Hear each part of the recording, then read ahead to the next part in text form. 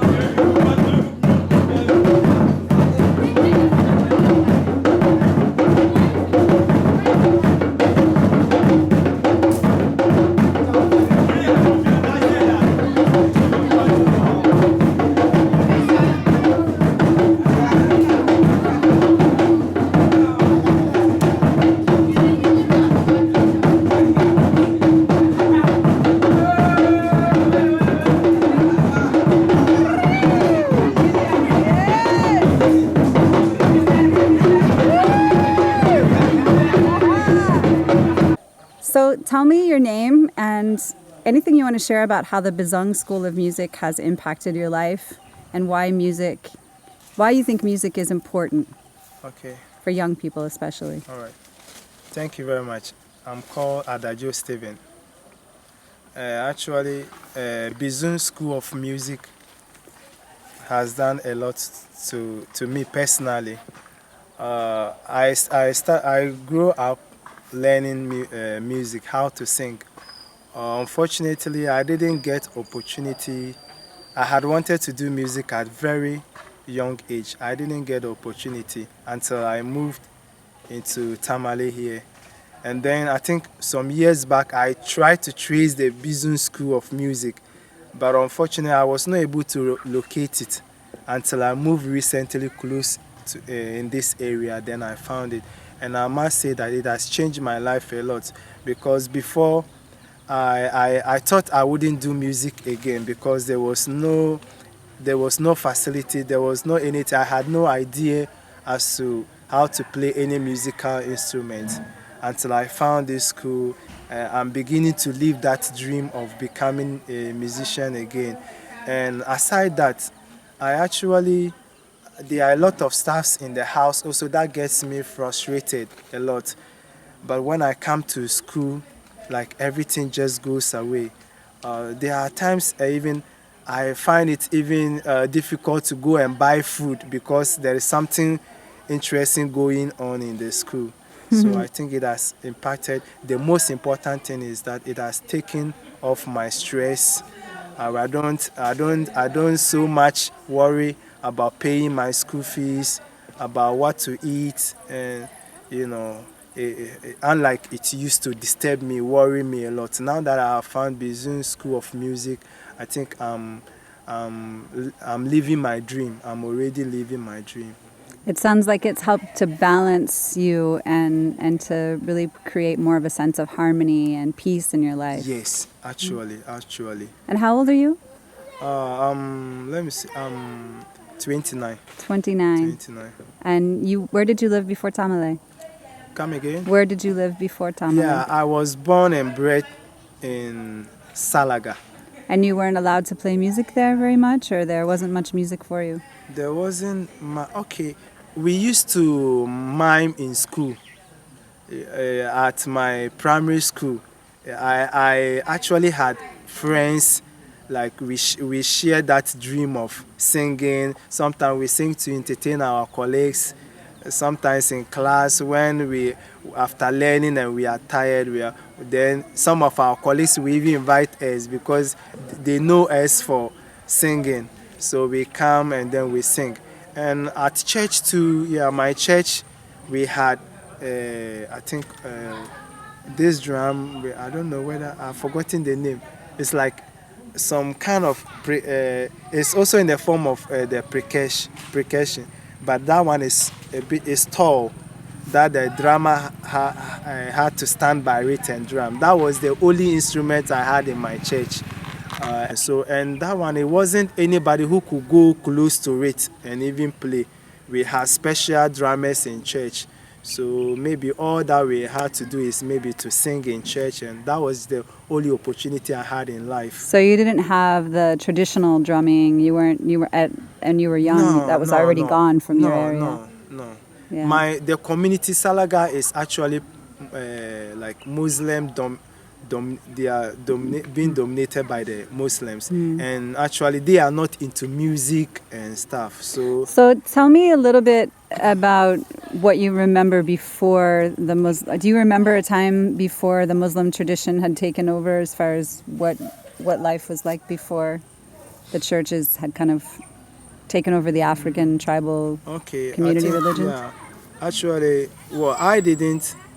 As at the time I grew up, I was told actually how we lived our life there.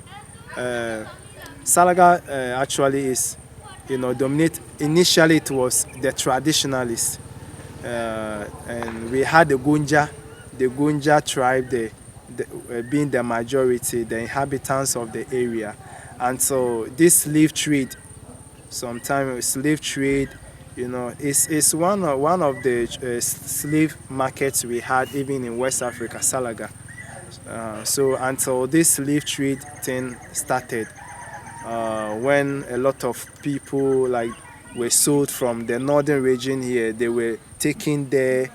It was just a slave market. So there we had other tribes that came in. So eventually that place became like a state of different tribes, just a small town, but we had about, let me just say, about hundreds of tribes there, within Ghana, and especially the northern region, and even beyond, like Burkina Faso, the Mosi, and other things.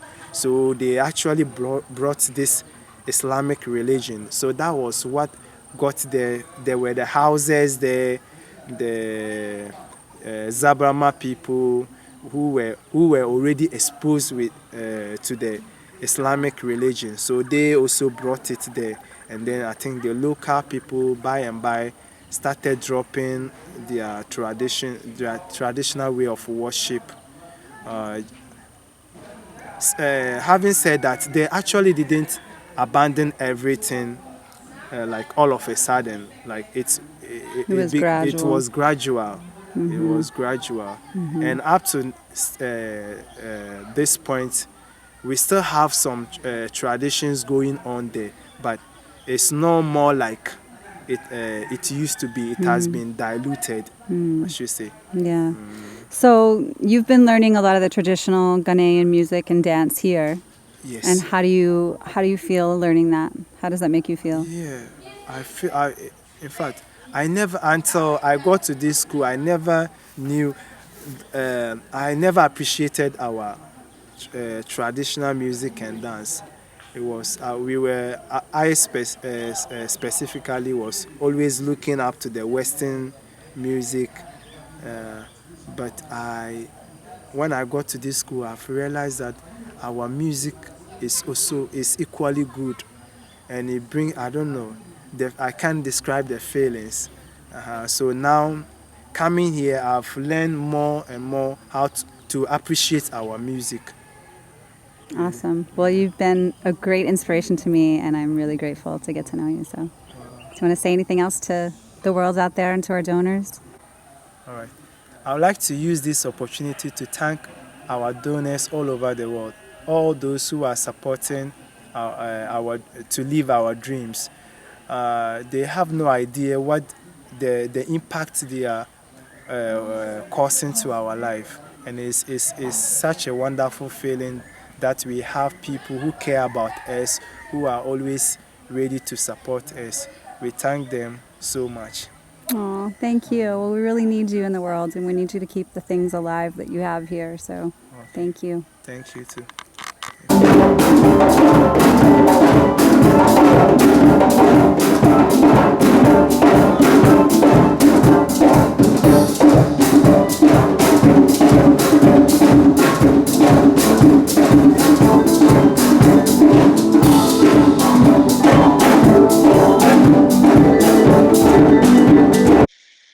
Music making is scientifically proven to help young adults and children develop into healthier, happier, more well balanced human beings. Studies repeatedly show that it increases their memories and dramatically improves their capacity to learn and comprehend. It helps them in conflict management, problem solving, and improves their communication skills. Programs like the Bizung School are absolutely vital to developing countries where traditions are being lost and the youth have few outlets for their natural creativity. Support and keep the roots alive through music and dance traditions. Thank you.